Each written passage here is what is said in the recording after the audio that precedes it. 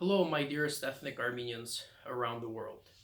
Today is April 24th, 2020, the 105th anniversary of the Armenian Genocide of 1915 that was committed by the Ottoman Turks throughout the Ottoman Empire. 105 years later, the Turkish government still continues to deny the Armenian Genocide of 1915. And they're denying the fact that 1.5 million of our ethnic Christian brothers and sisters were systematically slaughtered throughout the final days of the Ottoman Empire. Unfortunately, the Turkish government did not succeed. The Ottoman Empire did not succeed. We are united. We are strong as ethnic Armenians. No matter where we come from, no matter which country we are in, we are still united as one. We are here to commemorate the memory of our grandparents, great-grandparents, and our ancestors that perished during those horrible times. However, we must never forget their memory as long as we are alive. My paternal great-grandparents were survivors of the Armenian Genocide. My great-grandmother, Bayas, we called her Manya, she always told the stories how she buried her mother on the road between Armenia and modern-day Turkey on the roadside. And she told the pain and the suffering that she had to go through when she saw her whole entire family, brothers and sisters, being slaughtered. Throughout my 33 years on this earth, I have had the honor to meet a few survivors of the Armenian Genocide as well, and hear their stories that were heartfelt, and I will never forget those faces and those stories. We are here, we are powerful, as I said before, but however, it is our duty as ethnic Armenians around the world to defend our motherland, the Republic of Armenia. The homeland that we have today is what our ancestors died for us, in order for us to have. Every year as a child, my mother would take me to the Tsitsirnakabert Genocide Memorial in Yerevan.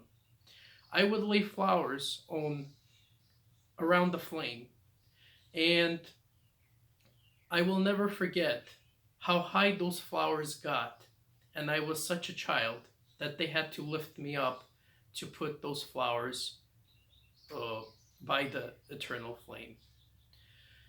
Every single one of us has a story, and unfortunately, certain governments, Turkey and its allies, are continuously denying the fact.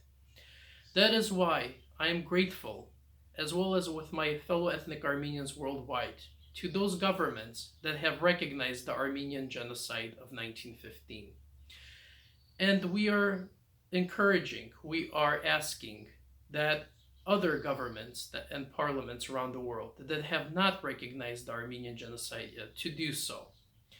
Because without recognizing the past, Turkey and its intentions until today are to destroy the Republic of Armenia and wipe out our historical Christian history from the Armenian highlands.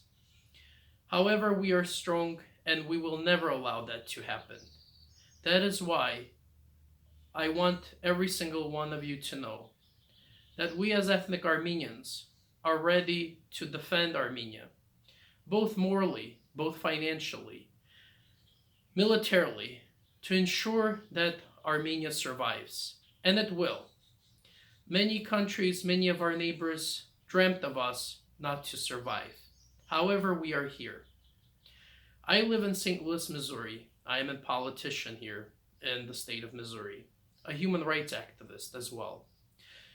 And my goal is to ensure that the international community, many people throughout the United States and here in Missouri, know of what happened to our fellow Christian ethnic Armenians.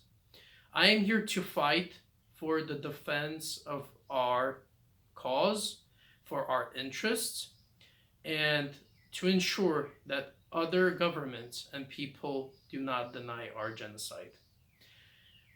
Today, we are one and united, and we are here, and we are the seeds of those that the Turks tried to bury. Thank you very much, and let's commemorate this year. It is a different year because of the coronavirus. People will not be, our fellow ethnic Armenians will not be commemorating throughout the world like usually through the marches, including in Yerevan to go to the Tsitsernagabert Memorial and our churches around the world, but will not be commemorating as well.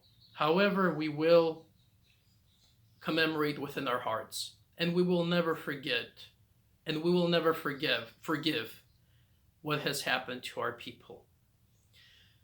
Thank you very much, and let the memory of our brothers and sisters live forever.